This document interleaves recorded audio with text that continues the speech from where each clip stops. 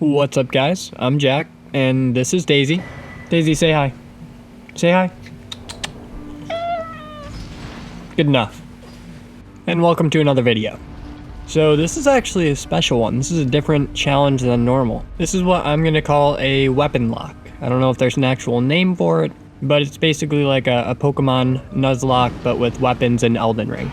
And I'm only allowing myself weapons that are made of rocks for this one. So let's get right into the rules, just because, again, this is different. So essentially, I can only use rock weapons or spells or any Ashes of War that I can apply to these rock weapons. If I die, I lose whatever weapon / Ash of War / spell that I was currently using at the time. And if I lose all of my weapons or spells, I lose the run. Furthermore, no damage buffing incantations, I have to get all Remembrances in the base game, and no glitches. So the first thing that we're going to have to do, of course, is gather all of our gear, or at least most of it, just so we have some options. So I grabbed the Golem's Fist, which took me like 2 hours to farm for, the Ancient Meteoric Ore Sword. We're grabbing the Cincadea right now. Of course, we're going to use the Giant Crusher, the Brick Hammer, all of the Meteorite and Rock Sling spell, the Stone Club that drops from this Battle Magician up here, the Dragon King's Crag Blade. There's a bunch of weapons. I don't get them all at the beginning right here, but I do get a lot of them. And all in all, I'm allowing myself to use 15 weapons and or spells. Basically one for each Remembrance boss, so we're kind of allowed one death per boss. And we're doing this run in New Game Plus 3, so it's kind of difficult. And there is one special weird thing about this run as well, so I'm doing it on 2 different characters. So this character that you're currently seeing is going to be what I'm going to do most of the run on, but on this guy I already beat the first 4 bosses, so Godric the Grafted, Renala, Moog, and Radon. So what I'm going to do is just grab a couple of stone weapons on a different character, also on New Game Plus 3, beat those 4 bosses, and then swap back over to this guy who has most of the weapons, and then complete it on him. And this is because on that other character, who would be completely fresh, I accidentally locked myself out of getting the Golem's Fist, and I really wanted to use that.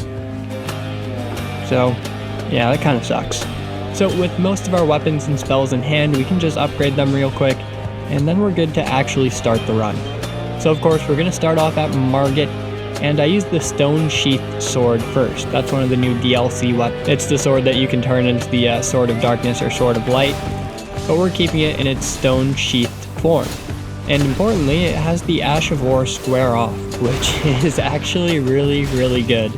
It's one of the most basic Ashes of War that rolls on a lot of these straight swords, and it just does a butt ton of poise damage as well as regular damage. It's a really, really solid Ash of War for basically any straight sword or great sword.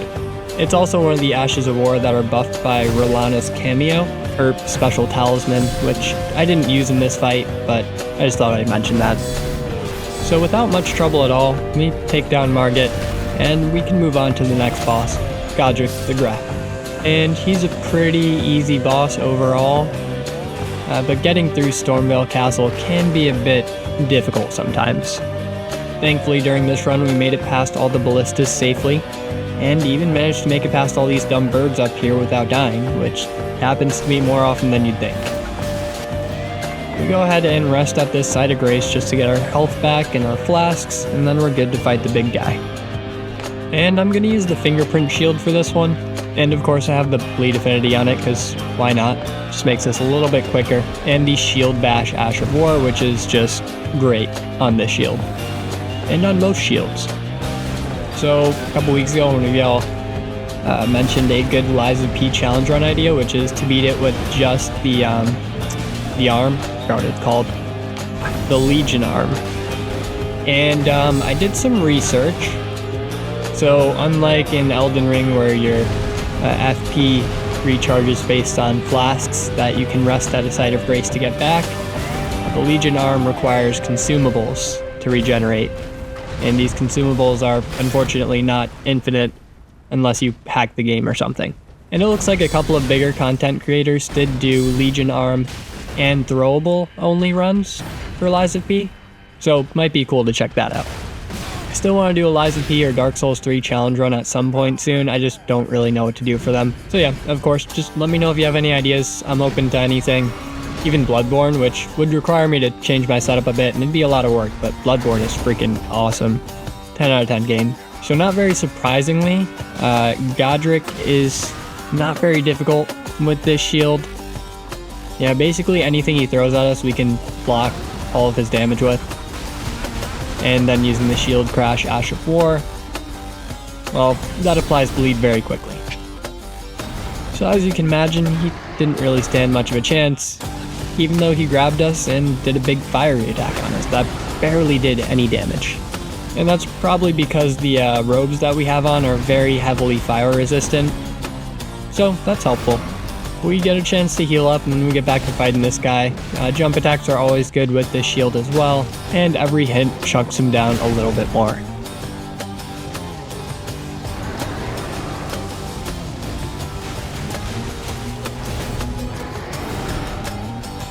One final bleed takes the big boy down, and then we are on to the next boss, which is going to be Rennala.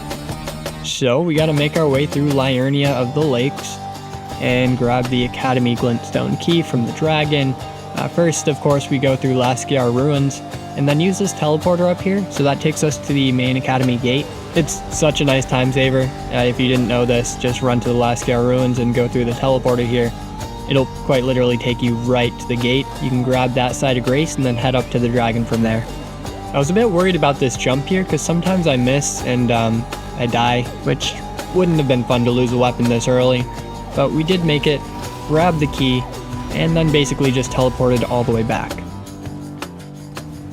We sprinted through the academy and decided to fight the Red Wolf of Radagon with the Bestial Sling incantation. And with our pocket sand, we are able to absolutely destroy this guy. He doesn't have much health as is, and since this is such a spammable incantation, we take his health down very, very quickly.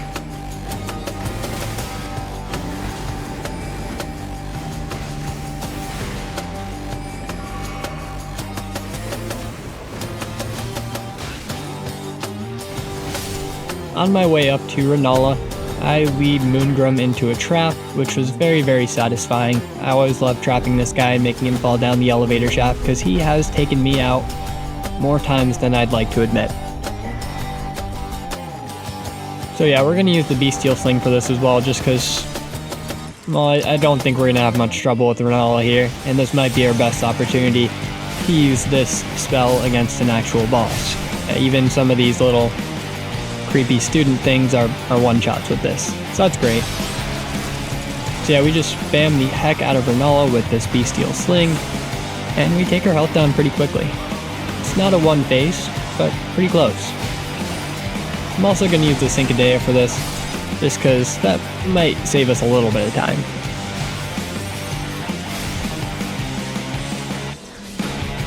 We get a very quick and easy 2-phase against Rennala here, and we're taken into her second phase. Of course, the first thing that we're going to do is sprint right up at her and start stabbing. And this is such a great attack window, and if you have the right build, you can absolutely destroy her right here. We don't have that right build, but that's fine. We still take out almost half of her health within the first 10 seconds of the second phase. With the Cincadea of all things. Pretty crazy. And after running from her spirit summons for a little bit, we get another attack opportunity, take her down to like a 6th health, and just end her. Yeah. Super easy, barely an inconvenience, and we move up to Altus Plateau next, and we're going to go through the tunnel rather than getting the 2 medallion halves. And I haven't done this in a while, so I kind of forgot about these dumb bat bird siren things. And they almost took me out. Which, yeah, that would have been a rough way to die.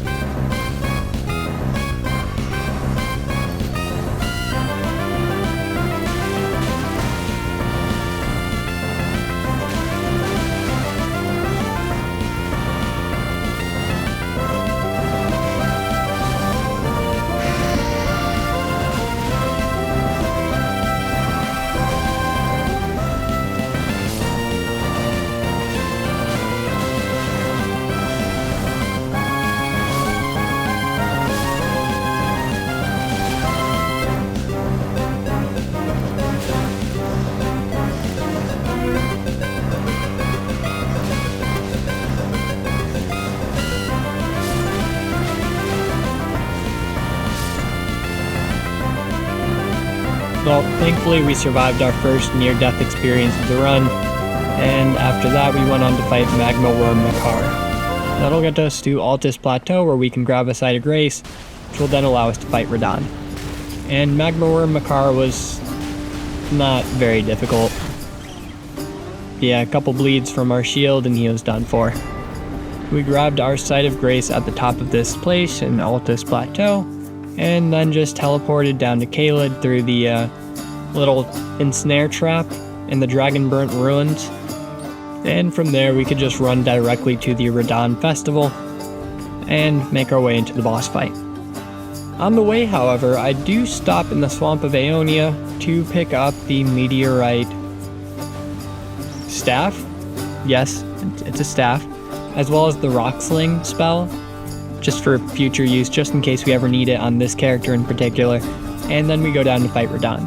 And I am once again using the Stone Sheathed Sword for this.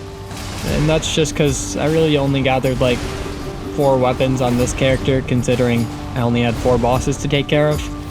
So don't worry, you're gonna see a lot more variety after we defeat Mohg next. Also, you're gonna see -15 on the top right hand corner of the screen. I decided to put that as our death counter, kind of. Or not really our death counter, but our weapon counter. So we currently have 15 weapons available to us, and every time we die, I'm just gonna put it up one. So it'll be -14 if we were to lose this fight. And I do want to clarify the rules just a little bit while we're fighting Radahn here. So right now, again, I'm using the Stone Sheathed Sword, and I also have Bestial Sling equipped. Now, if I were to use Bestial Sling and the Stone Sheathed Sword and then die, I would lose both of those. But since I'm just using the Stone Sheathed Sword, if I were to die right here, I would just lose the sword. So it's whatever I am using against a boss, whatever I damage the boss with, is what I will lose. So, for example, if on Malekith I were to use 3 different weapons during a single fight and then lose while he only had like 1 hit point remaining, we would lose all 3 of those weapons. And don't worry about why I mentioned that specific example. That definitely doesn't happen to us here because I'm stupid. But anyway, Radahn over here wasn't much trouble. Square Off is again such a great Ash of War, especially for Radahn right here. He takes so much damage from Pierce. And pierce him with our Great Stone we do. Every thrust from our Rock Hard Sword takes Radahn down a bit more. I reckon 2 more great thrusts from our Rock Hard Sword would take him down. So we hit him from behind once, his voice is broken, and we use that opportunity to thrust one more time, ending Radahn once and for all. Next, we gotta go to the Rose Church up here and do this Big Dumb Idiot's questline, which we're getting pretty quick at, so thankfully it's not too bad.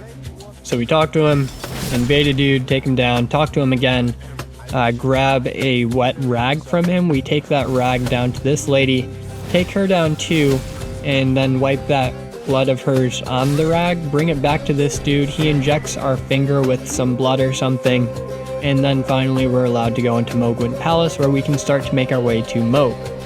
The way there was long and full of terrors, but we did eventually make it through and get to the Mohg fight. And once again we're using the fingerprint shield for this. And I was a bit worried for this fight, because we are pretty early on in the run and I don't have many of my good weapons to use yet, so kinda thought I was gonna die here. The Stone Sheathed Sword would have also done very well here, but I didn't want to risk losing it for future uses in the run. I was more so willing to lose the shield if I had to. So Mohg with the shield was actually somewhat difficult. We really didn't do much damage per hit, even if we were getting a guard counter off on him. But thankfully the guard counters do a pretty good amount of poise damage, so we should be able to get some poise breaks at some point. And with the Shield Crash Ash of War, we should be able to get some bleeds off on him, hopefully during his phase transition.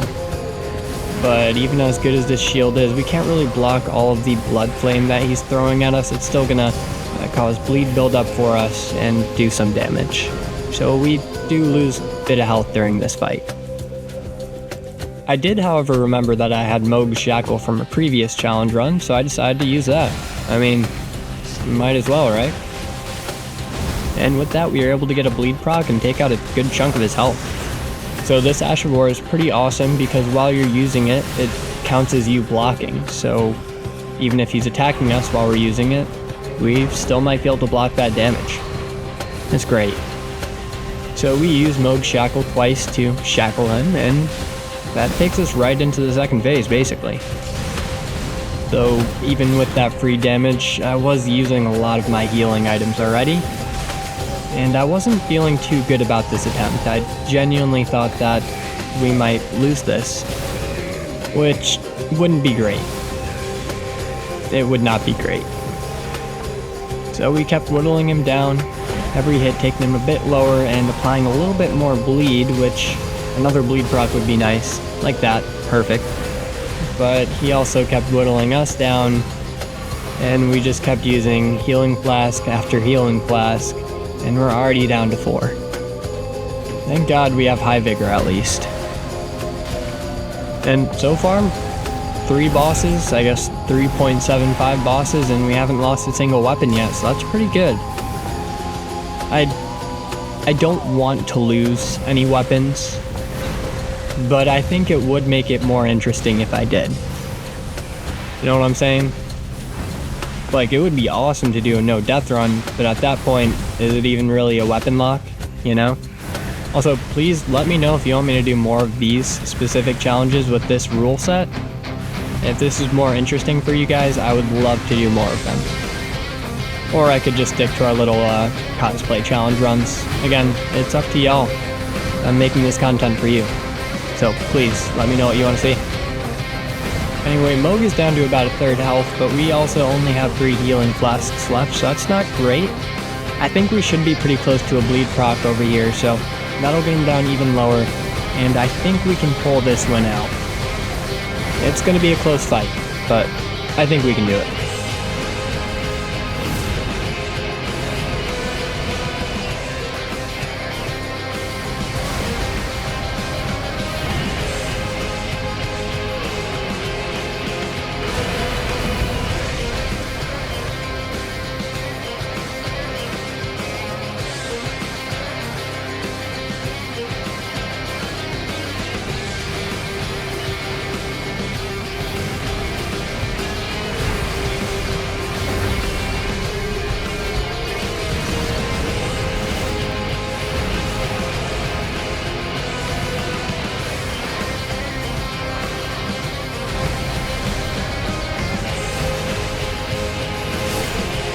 And we get one final bleed proc, only 1 healing flask left, and we won. That's awesome. Yeah, I was genuinely worried about dying there. I did not think we were going to win that first try.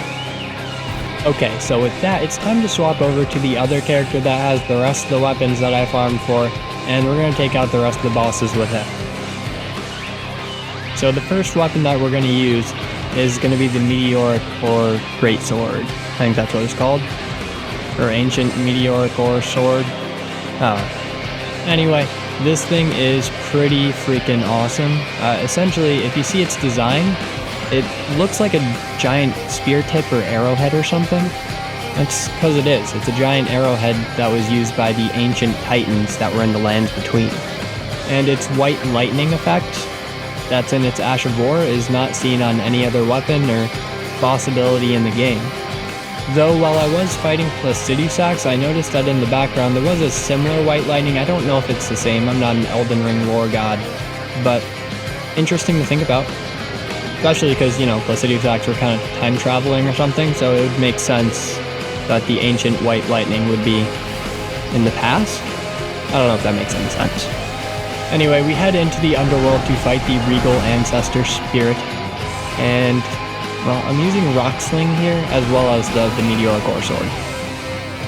So Rocksling is a really, really good spell, especially for a first playthrough, like if you pair it with the Meteorite Staff, because you don't actually have to upgrade the Meteorite Staff at all. They literally can't, but it boosts all meteor or gravity spells and also has a really, really good sorcery scaling, so you can get some decent damage out of it. my first playthrough was beat almost entirely with Rock Sling and the Meteorite Staff. And the Sword of Night and Flame. And we certainly don't do great damage against the Regal Ancestor Spirit here, but it's not bad either. It's nice that we can hit him from a decent range. And again, I'll clarify the rules slightly more. So far in this fight, we've used Rock Sling, we've used Meteorite, and we've also used this sword. So if we were to lose here, we would lose all 3 of those items. At this point in the run, we had defeated like 4 bosses within less than an hour and a half. No deaths. I was getting a bit cocky, I'm not gonna lie. So I wanted to make these fights a bit flashier. And this sword is pretty flashy and does amazing damage. So I'm probably just going to use this for the rest of the fight, especially because we're out of FP and I didn't bring enough FP flasks in. You know, throughout these challenge runs, I've been gaining a bit more respect for the Regal Ancestor Spirit. He still feels weird as a Remembrance boss just because he comes out of nowhere. He doesn't feel like a Remembrance boss, but I really do like his boss fight. Maybe if he had a bit more health and maybe more resistance to fire damage, he would be a genuinely spooky boss to fight. But he doesn't, so he's really not that difficult at all. Yeah, we can blow right through him here.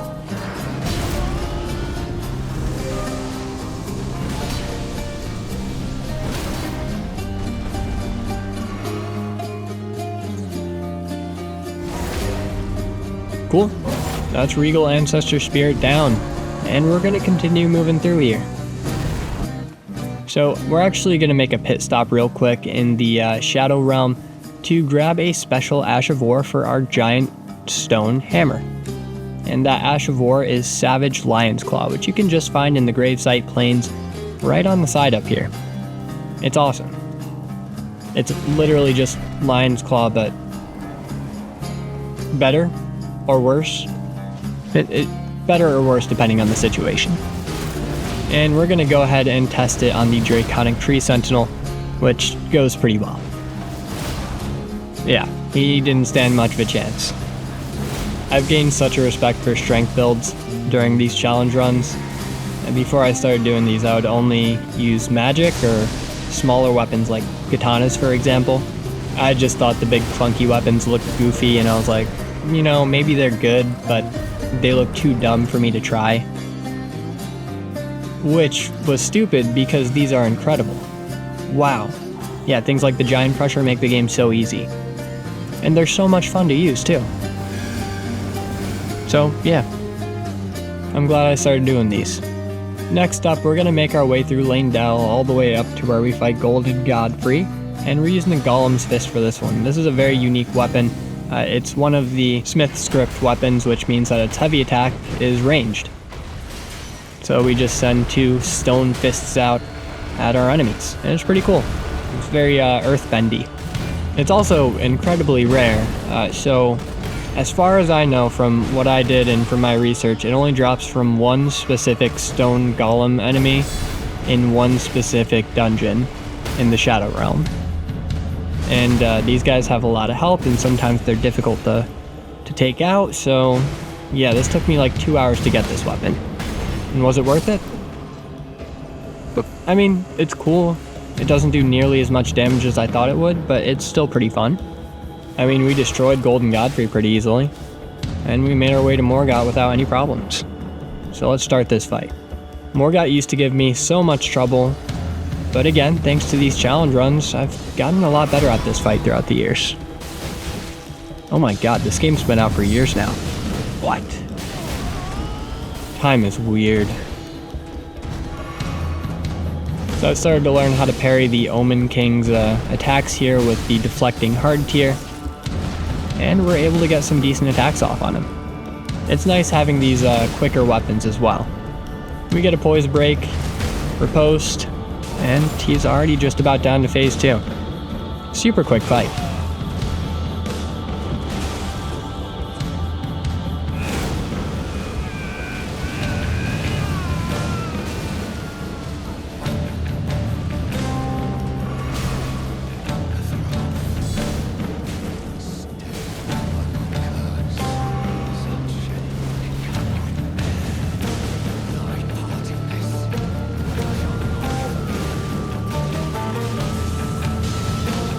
So from here on out, we're going to spend basically the rest of the fight just like running from him and his endless combos. So that's fun.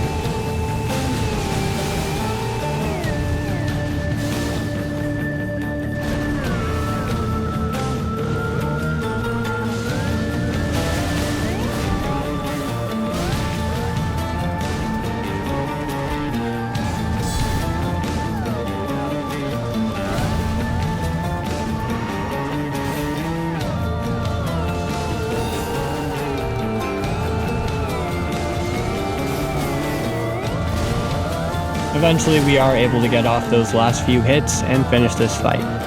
We're heading back into the underworld next. I want to defeat Estelle.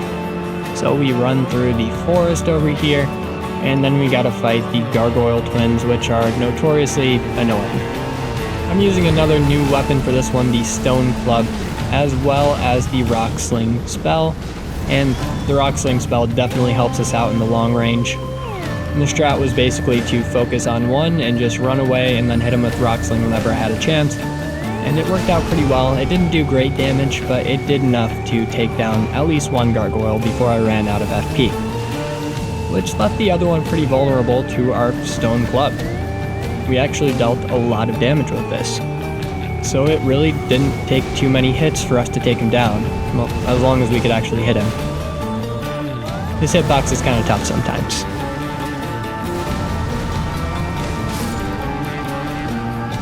So with the gargoyle twins down, we're allowed to go to Deep Root Depths, and this is where we have another 2 bosses that we can get to. The first one being Estelle, and the second one being Lich Dragon Fortisax.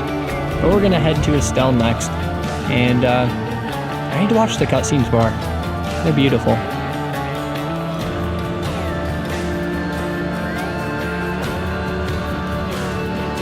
So after taking a nappy poo in a stone coffin and falling down a waterfall, we make our way to the Eternal City, run through it, run through a lake of scarlet rot, cleanse ourselves, and then fight Estelle. I'm going to continue to use the stone club with the Savage Lion's Claw Ash of War on it, just because we haven't gotten too much use out of it just yet, and I want to use every weapon as evenly as I can. I failed to dodge Estelle's first attack, and nearly failed to dodge her second one, and then I'm able to rush up and hopefully fight her. And I'm gonna say this probably every time we fight Estelle, so why does Estelle take bleed damage? It's basically a skeleton. I don't know, maybe there's some cosmic god blood in there or something, but after smacking Estelle's big skull head around a little bit, we do manage to get a poise break, which is nice, and a good riposte off. Estelle's already down to half health, and we're doing pretty well.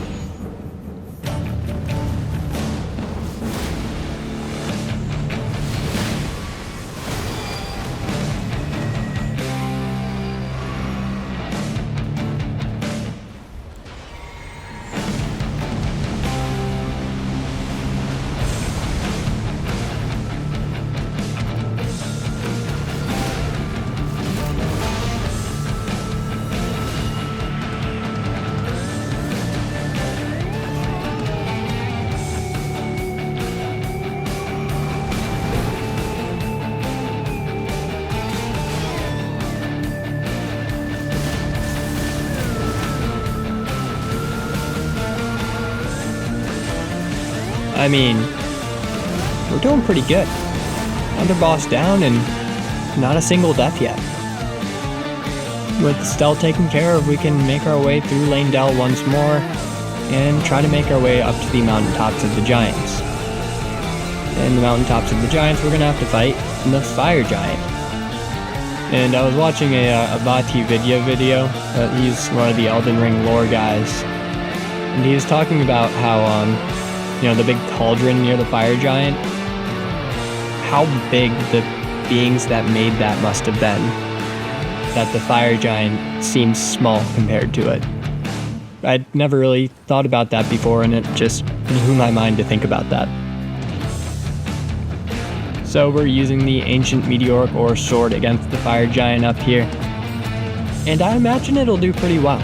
I feel like we haven't even seen this sword used to its full potential yet. So I'm curious to see how much white light charge is going to do against this guy. we dodge his little avalanche attack right there and try to get right next to his weak ankle. I kind of assumed that this sword would just break his poise here in like a single hit or maybe even 2 hits, but that wasn't quite the case. Yeah, it took way longer to break this dude's poise than I thought it would. That's a lot of hits. In fact, it took so many that we got an actual poise break after that little mini ankle poise break thing. But, I mean, every hit from the sword was dealing a small chunk of damage, which is not bad, honestly. So I got HBO Max, and it's like $3 a month for 6 months right now, for Black Friday or something. And I'm watching the Lord of the Rings Extended Edition for the first time. Man, that is the move. Each movie is like 4 hours long, but the craziest thing is, they don't add anything that shouldn't be in there. I think those are objectively some of the best movies to ever have been created. I'm hoping the Elden Ring anime that's coming out, and however long it's going to take for that to come out, is going to be pretty good too. I can't imagine it won't be. I'm sure Miyazaki would be very protective of his creation and would want to make sure that the people making it did a good job. So that should be really good when it comes out. Hopefully. Anyway, I swap over to the brick hammer for phase 2 just because why not, you know? I was once again getting pretty cocky and I wanted to swap it up, which is kind of dangerous, but it's okay. Hopefully it won't bite us in the ass later. Fire Giant has about a quarter of his health left, and we still have a lot of healing, and we're doing pretty good. As long as I can dodge his dumb fire breathy attacks, we should be okay, because that idiot tripped. Because yeah, his fire breathy attacks are what usually get me. They do a lot of damage. You know, it's already December 2nd. By the time this comes out, it's going to be like December 7th, probably. And then December 14th will be the next video. So we're going to need some Christmas themed runs here soon. Maybe like Hanukkah or Kwanzaa themed runs, I don't know. Holiday themed runs. So yeah, if you guys have any ideas for the upcoming holiday season, please let me know. I imagine I'll do one as Santa Claus and probably one as, what's his name? The evil German Santa? Krampus, that's what he's called. Yeah, I'll probably do one of each of those. That'd be fun.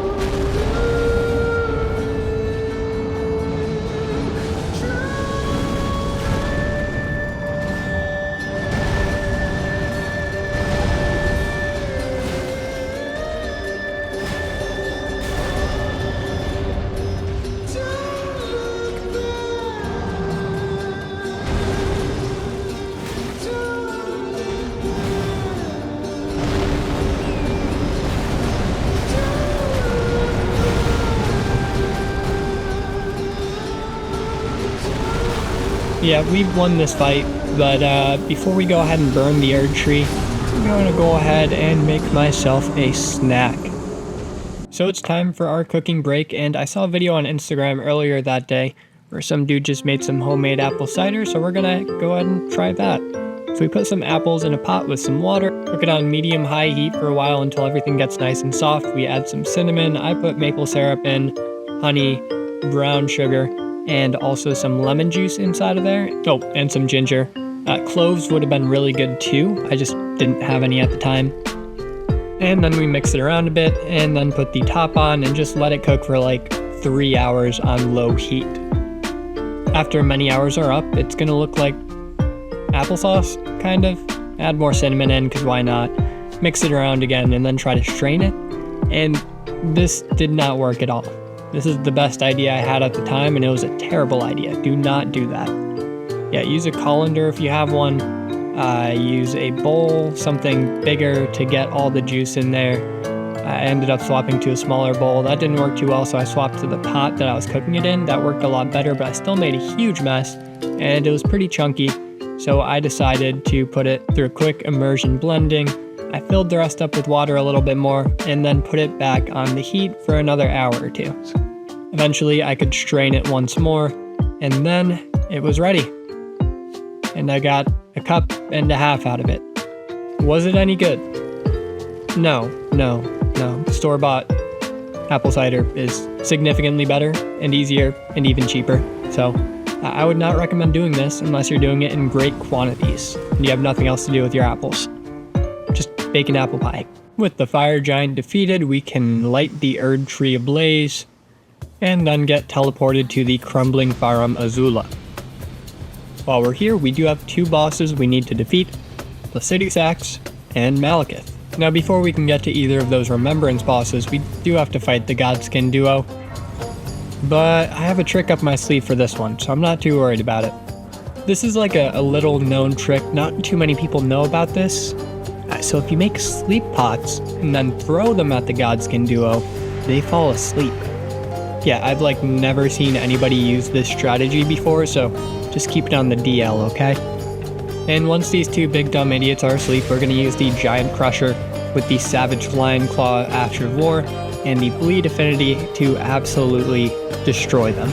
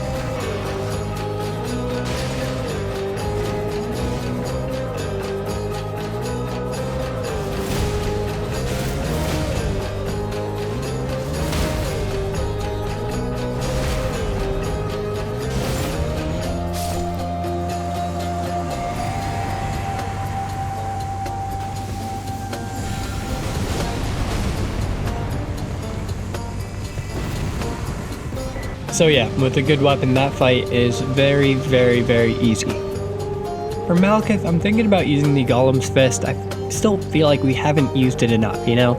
But first, we are going to fight Placidusax. And Placidusax does have a lot of health, so I'm going to be using Savage Lion's Claw once more, but this time on the Stone Club.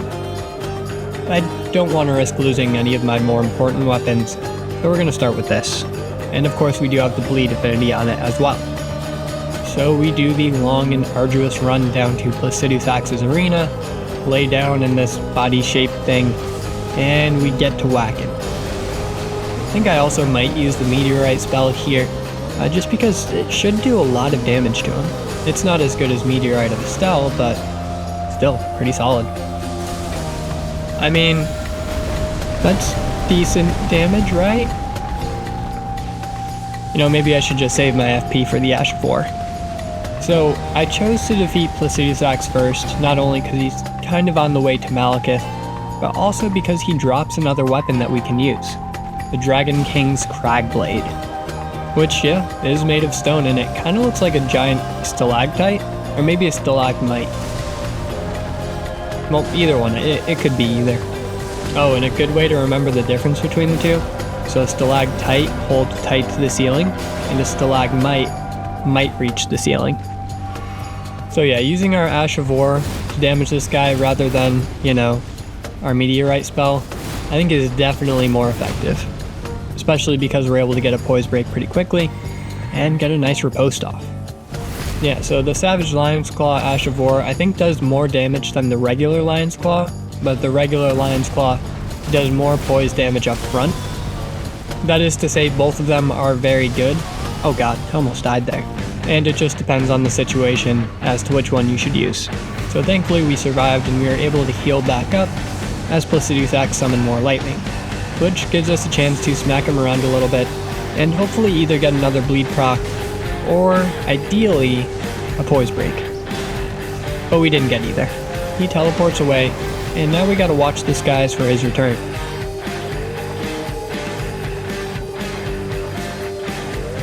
We see him coming at the last second and manage to dodge his charge attack. Getting up close to him after he teleports around a bit causes us to get hit by one of his lightning slams, which is unfortunate, but we survived. And due to the awesome hyper armor that the Savage Lion's Claw Ash of War provides, we're able to smack him with it a bunch, actually. And we got a bleed proc in the process, which takes him down to about a third health. And we still have a decent amount of healing, so we should be okay here. I guess that Ash of War is pretty good to use when he's breathing fire, because we can very easily tank through the fire. At this point, we should be pretty close to a poise break. I think if we had hit him there, that would have been a poise break. But it's okay. We missed, and we gotta run around and look for him again in the skies. We see him pretty quickly, and dodge his charge attack once more.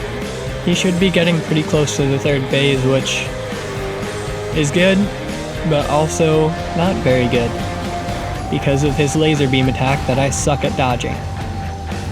But in the meantime, I do try to run up real close to him and get off as many jump attacks as I can to hopefully get that poise break. He definitely recovered some of his poise, but I think we can do it. Just a couple more hits, and he's gone. Okay, third phase. We're at full health, we should be okay. So once again, we look to the skies, see him coming, dodge his attack, and now we gotta get right up close, right next to him to dodge these laser beams. I didn't dodge the first one, and they come around for another. Okay. That's step number 1 and 2. So we lost the meteorite and the stone club, as well as the Savage Lion's Claw Ash of War, so I went to Caleb to grab the Lion's Claw, fought him again with the Giant Crusher, and died to the exact same attack. So we lost the Giant Crusher, and also the Lion's Claw Ash of War. Great. Okay, I guess we'll take a break from Placidusax and fight Malekith here with the Golem's Fist. That sucks. I was gonna use the Giant Crusher for Malenia. But, I guess we'll make do. Maybe the Brick Hammer will work just as well. I mean, it's basically the same thing, just a little bit smaller. At this point, I lost a lot of motivation, considering I had just lost some of my best weapons. It just felt like a very abrupt stop. But I wanted to try Malekith nonetheless, and I was still playing pretty well, so I thought I could handle this. Now, the first half of the fight, it did take a little while to get used to using the Golem's Fist. Having that little range was just weird to me. Yeah, you have to be super close to be able to hit these guys. And that doesn't always work really well with Malekith, because in order to get guard counters on him, at least in his first phase, you do have to be somewhat far away from him. So actually hitting those guard counters with the Golem's Fist was pretty difficult. Still, it wasn't long before we reached the second phase of the fight, and the second phase is of course where things get a little bit more difficult, especially due to the max health lowering nature of his attacks and the damage over time. Yeah, it can be pretty tough, even though he doesn't have the most health.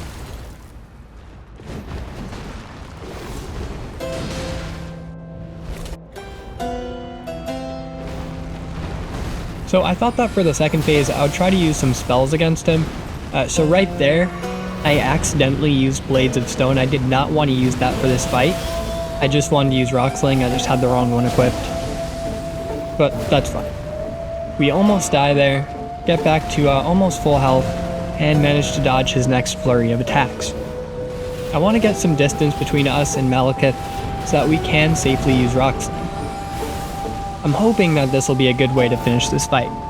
After I realized that he was actually pretty agile and that Rock Sling maybe wasn't the best spell to hit him with, I brought out the Golem's Fist once more.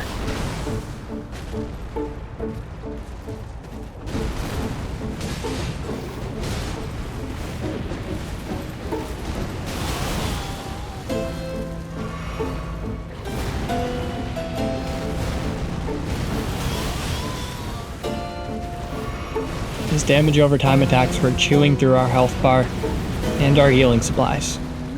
And we had barely done any damage to him in the second phase. We still have a pretty decent chance of winning though. We still have a couple of healing items left and a lot of FP, so if we do need to do long distance, we can. I decided to swap over to a different weapon though, the Meteoric or Greatsword, because I wanted to get some more damage off on him. The Golem's Fist just wasn't doing enough for me. And I thought that I might die using it. White Light Charge does do some pretty chunky damage, so I was hoping to get a couple of those off on him and just finish the fight right there. Unfortunately, I got hit by one of his attacks, which forced me to heal, and I also had to use some more FP. But another White Light Charge took him into the red. One or two more hits and he should be done. As long as we can hit him with both parts of the Ash of War, I think one more should be good. Okay.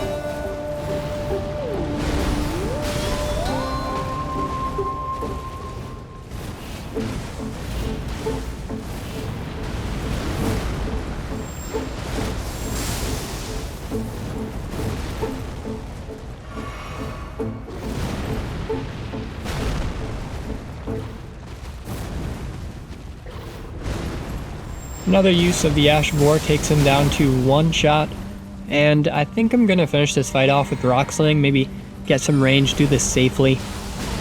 And he dodges our first Rock Sling, which sucks, but it is what it is.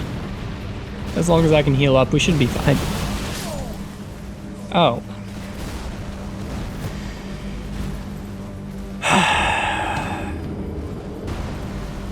So that's the Ancient Meteoric Sword, Rock Sling, and the Golem's Fist. I feel like I barely got to use any of those. That sucks.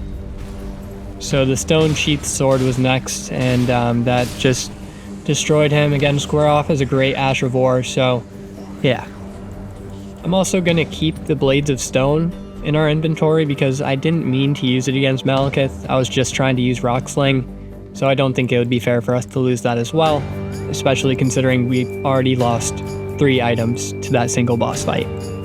I put all of our dead items in storage and then make my way through the Ashen Capital to fight Gideon. And Blades of Stone does destroy him pretty quickly because it is a very spammable spell, and we can make our way over to Godfrey.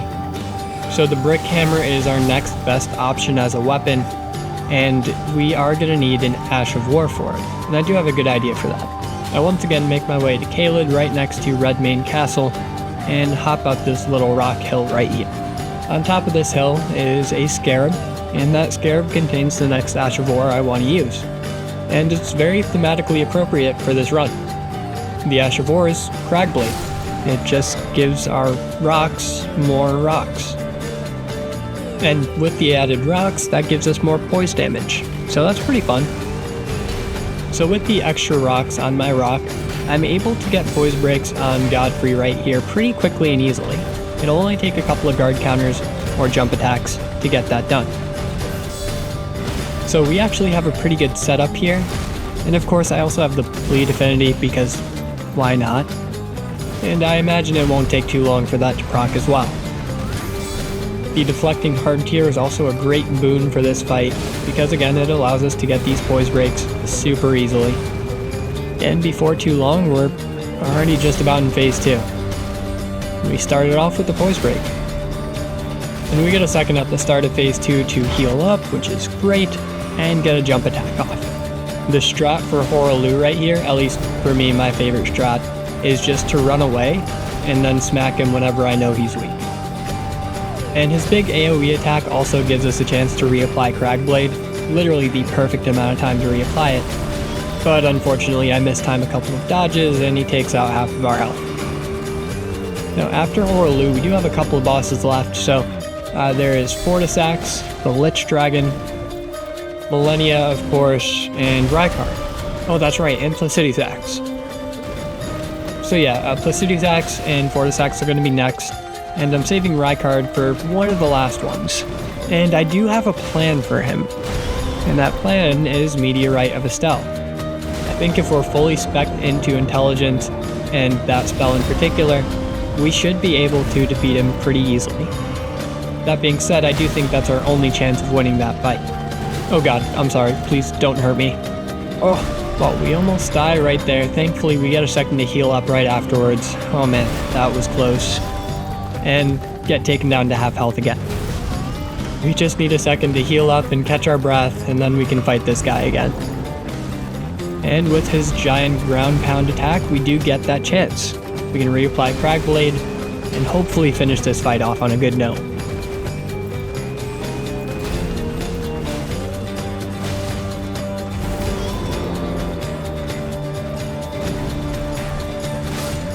Man, that was stressful, but we survived, and with that we can head straight on to Radagon and the Elden Beast. And the Brick Hammer with Cragblade is still our best weapon, so of course that's what we're going to be using. And I think it's going to be really, really good against Radagon as well.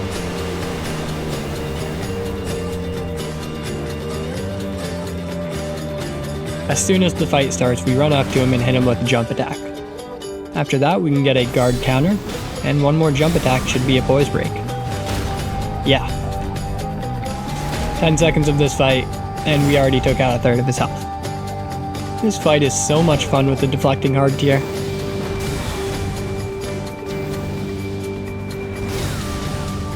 After his big slam attack, we can hit him with another heavy, as well as a guard counter to break his poise once more. And phase 1 of this fight is almost over already. The Elden Beast is a lot chunkier though, so that might be more difficult.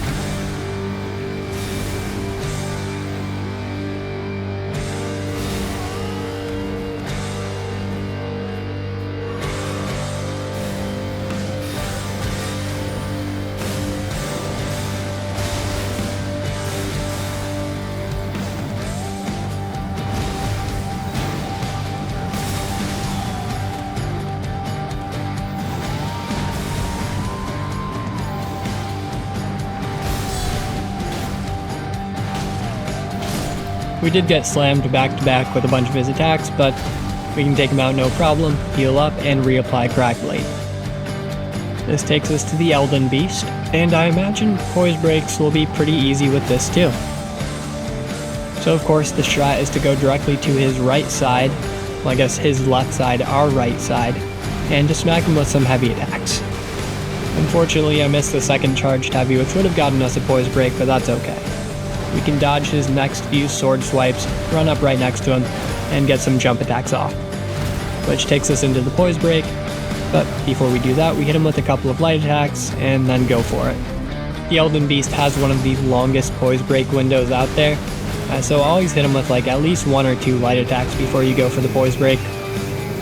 But yeah, I mean, we already took him down about a third of his health, and the Brick Hammer is really good. You get this thing in Stormveil too, right at the start of the game. This is also a great time to thank my channel members. Micah and Mary, you guys are the best. Seriously, thank you for showing up every week, thank you for being members, thank you for all of your support. Also, if any of y'all want to subscribe, that would be awesome. But if not, that's totally cool. Daisy can go hungry. She understands. She doesn't eat food. It's fine. But nah, if you guys made it this far into the video, thank you so much. I really do appreciate each and every one of you for even watching.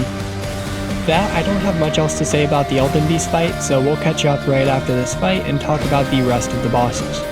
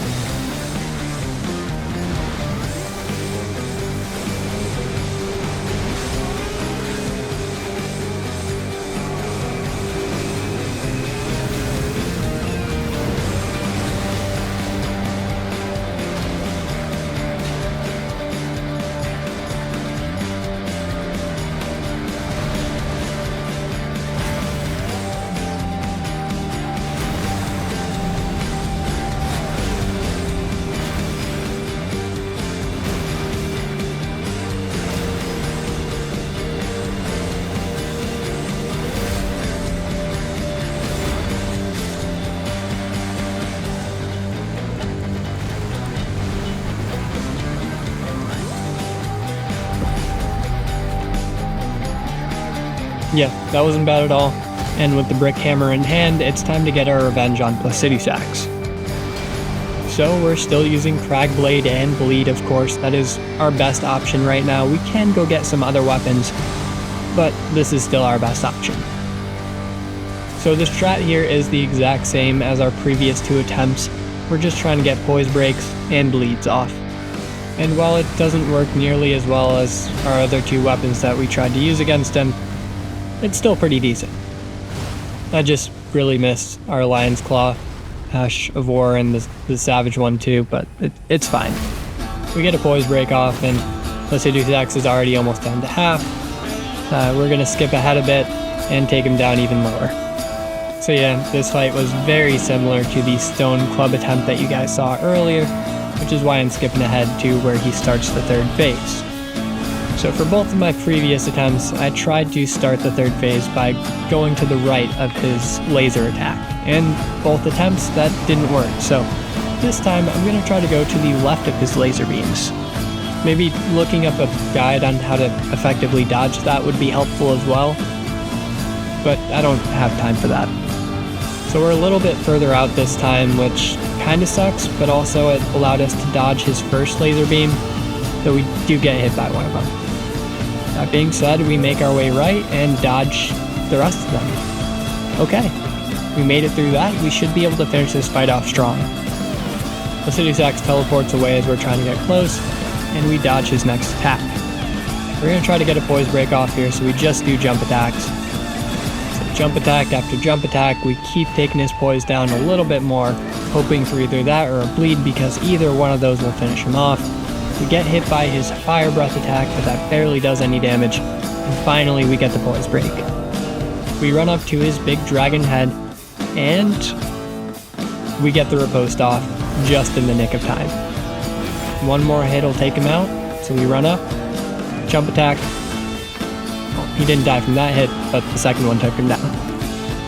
We finally defeated Placiduous Axe, and we can get the Dragon King's Cragblade and go for Fortis Axe. So we gotta do part of Ranni's questline, and the cool thing about the Dragon King's Cragblade is that it does extra damage to ancient dragons, like Lich Dragon Fortis Axe, so this should be the perfect weapon for this upcoming boss fight. So we go to the underworld and grab the Finger Slayer blade for Ranni, and we take it right back to her. After giving it to her, she gives us the Carrion inverted statue, which will allow us to go to the Carrion study hall and place the statue in there, which flips the study hall upside down. We go through it pretty quickly and easily, and then fight this Godskin noble up here. The Cragblade is a very powerful weapon, and the Ash of War is awesome, so we take him down without any problems. At the top of this Divine Tower is where we find the Curse Mark of Death, which we can take to the underworld down to Fia. We run up the roots of Deep Root Depths, and with our Cragblade in hand, we should be able to take out Lich Dragon Fortis Axe very easily. But on the way up, we get hit by that Fire Breath, which knocks us off. Thankfully, we survive on the building, but I miss and fall down to our death. That was so embarrassing, and it caused us to lose the Dragon King's Cragblade. That was our first fall damage death of the run, and as much as I wanted to keep the Cragblade, I knew it had to go. So we used the Stone Sheath Sword to take out Fia's champions, talk to her a bunch, and then enter her deathbed dream to fight Fortis Axe, unfortunately without the Cragblade, which we barely got to use. And what a bummer. That sucks. Oh, and if you guys noticed, the timer reset on the top right-hand corner of the screen, that's because while recording, my computer decided it would be a good time to update an app that I literally never use. So it closed out of the recording software, and I thought that I had lost all the footage from, the rest of this run. Thank God I didn't. But that was a very stressful couple of minutes. Unfortunately, it reset the timer, but it is what it is. Oh my God. I was just going to take a break to make some breakfast because I am starving. And I looked on my phone real quick, and And apparently some modders just made a Bloodborne remaster on PC with like updated graphics and whatnot. So I'm gonna download that as soon as I finish this video and play the absolute fuck out of it. So with the stone sheath sword, we're looking pretty good. I mean, this is a genuinely decent weapon just due to the Ash of War square off. It just does a really, really solid amount of damage for no reason. And I like it. That being said, with some of these smaller weapons, it is kind of difficult to hit Fortis Axe. Hi, Daisy.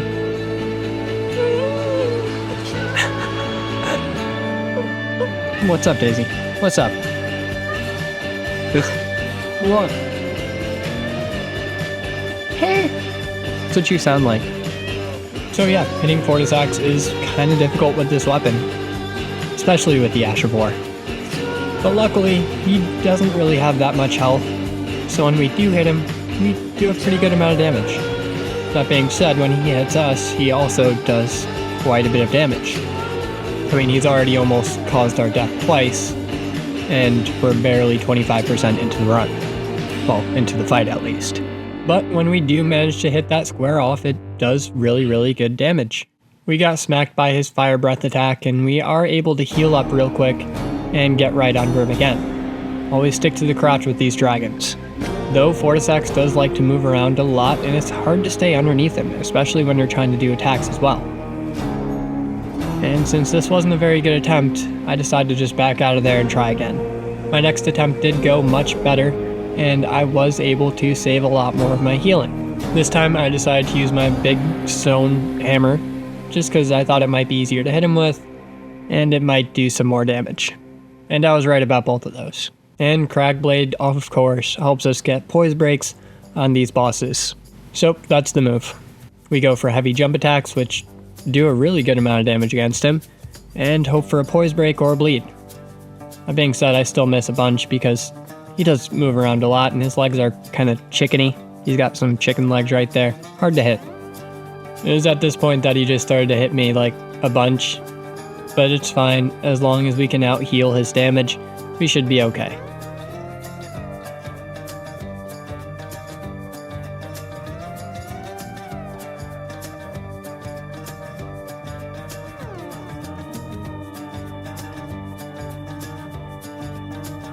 We finally get a bleed proc here, which takes him down real low, and hopefully we'll be able to finish him off here soon. It was at this point that I once again failed to dodge like all of his attacks that were coming at me, but thankfully I was able to out heal the damage, just barely.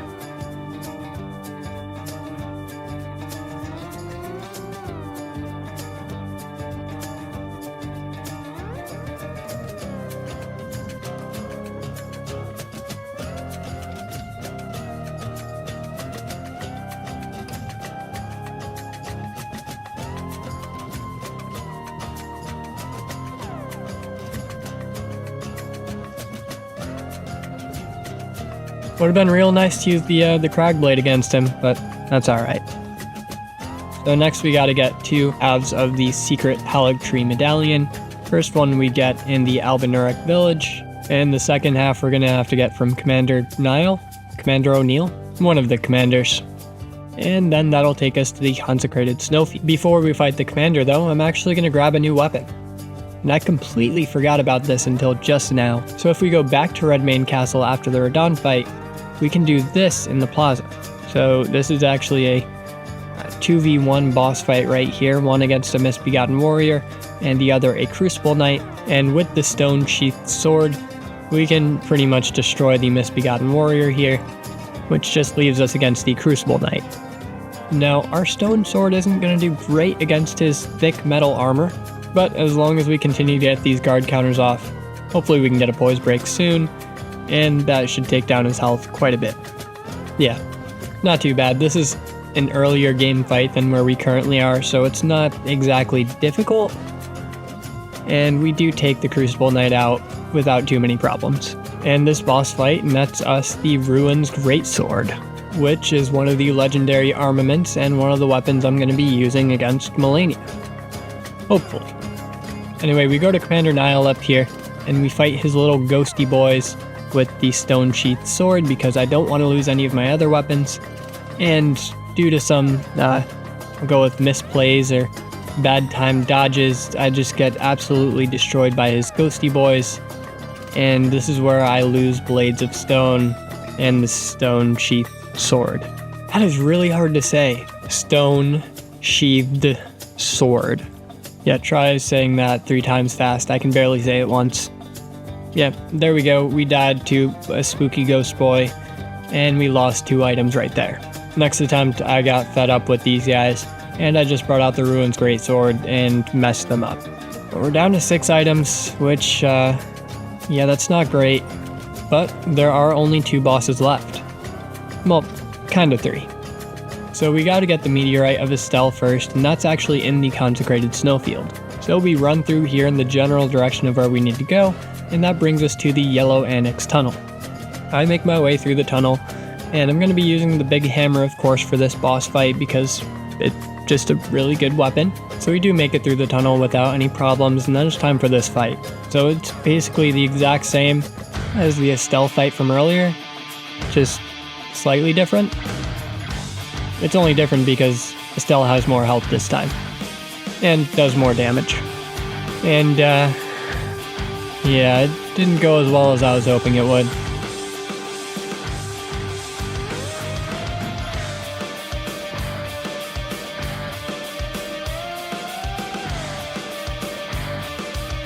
We not only lost our great hammer, but we also lost the Ruin's Greatsword. That hurt. We gotta get a new weapon. So we're gonna head to Altus Plateau, to the old Altus Tunnel, and in there we're gonna find our next piece of gear. This is an interesting weapon because, well, I've never used it. It's just in this old shed back here. It's the Troll's Hammer, just literally a hammer completely made out of stone, and it does both fire damage and regular damage. This time around, I changed up my stats a bit to be completely focused on the Troll's Hammer to get the most damage out of it, as well as I added more vigor, and I put better armor on. And swapped out all of my FP flasks for healing flasks, because we're not going to be using the Ash of War on this weapon. Needless to say, the vigor bump and the damage bump definitely helped out during this fight. And we are still rolling at a medium roll, which is very, very helpful.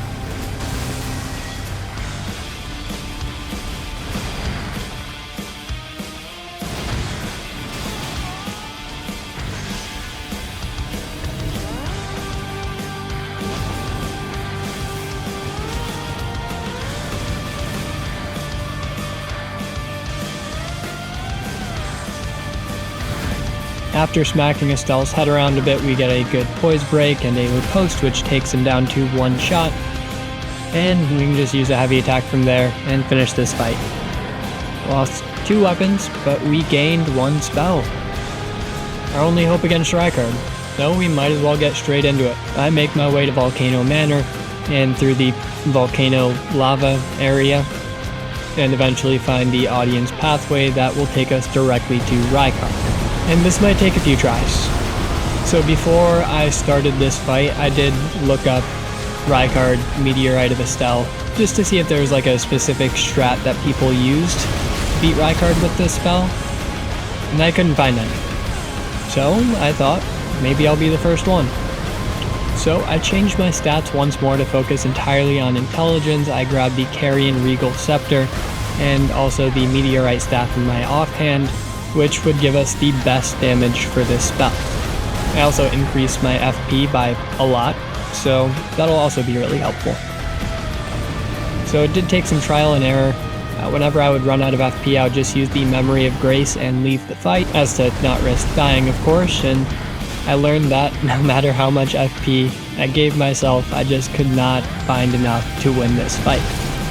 Eventually, I got all the way down to below half for the second phase of the fight, and that took, I think it was 9 FP flasks, which is crazy, especially because I was also using the crystal tier that eliminates all FP consumption for a short time.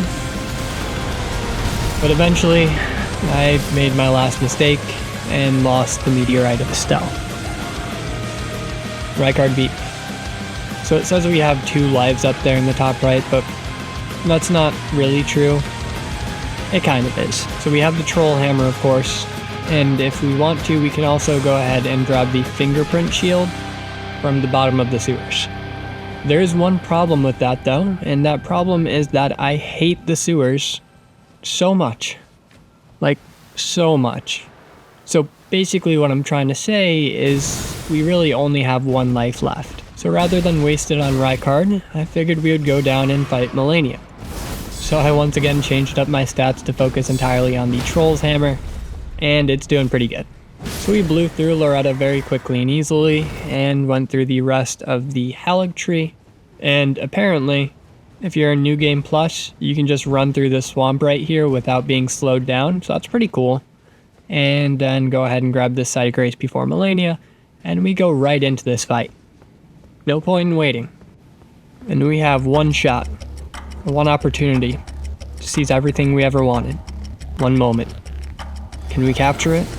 Or just let it slip? Well, I guess we're about to find out.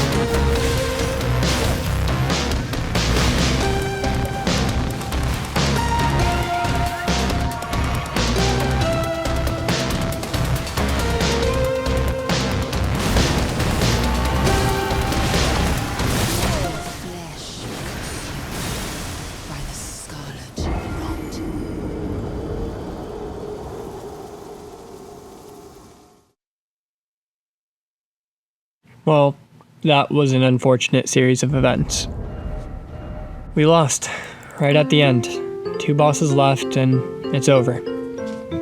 I could grab the fingerprint shield, but honestly, even with that, I don't fancy my chances against Malenia and Rykard. So our first weapon lock is over, and we lost. But it was a learning experience, and please let me know if you guys want to see more of these. If you like this sort of content and you want to see more, go ahead and hit that subscribe button. But if not, your viewership, as always, is quite enough for me. Thank you so much for watching, and I hope you guys have a good one. Peace.